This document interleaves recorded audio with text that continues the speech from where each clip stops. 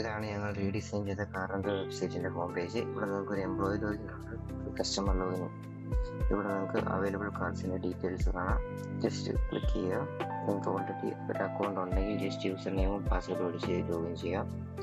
വീണ്ടും ക്രിയേറ്റ് ചെയ്യുന്ന അക്കൗണ്ട് കൊടുത്ത് ലോഗിൻ ചെയ്യുക. ഇതാണ് കസ്റ്റമറിൻ്റെ ഇൻ്റർഫേസ് വരുന്നത്. ഇവിടെ നിങ്ങൾക്ക് അവൈലബിൾ കാർഡ്സ് കാണാം. ജസ്റ്റ് സെലക്ട് ചെയ്യുക. സ്റ്റാർട്ട് ഡേറ്റ് സെലക്ട് ചെയ്യുക. എൻ്റെ ഡേറ്റ് സെലക്ട് ചെയ്യുക. കാർ ടൈപ്പ് ചൂസ് ചെയ്യാം. പെർ ഡേ ആണോ പെർ കിലോമീറ്റർ ആണോ ചാർജ് എന്ന് സെലക്ട് ചെയ്യുക. ഡ്രൈവറിനെ വേണമെങ്കിൽ യെസ് കൊടുക്കുക, അല്ലെങ്കിൽ നോ കൊടുക്കുക, റെൻറ്റിനോ കൊടുക്കുക.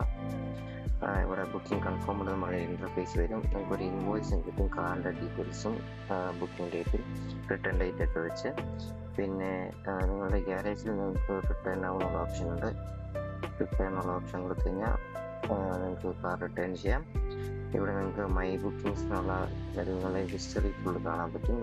ഈ ലോഗിൻ വെച്ച് ഏതൊക്കെ കാറുകൾ റെൻറ്റ് ചെയ്തിട്ടുണ്ടെന്നുള്ളത്. പിന്നെ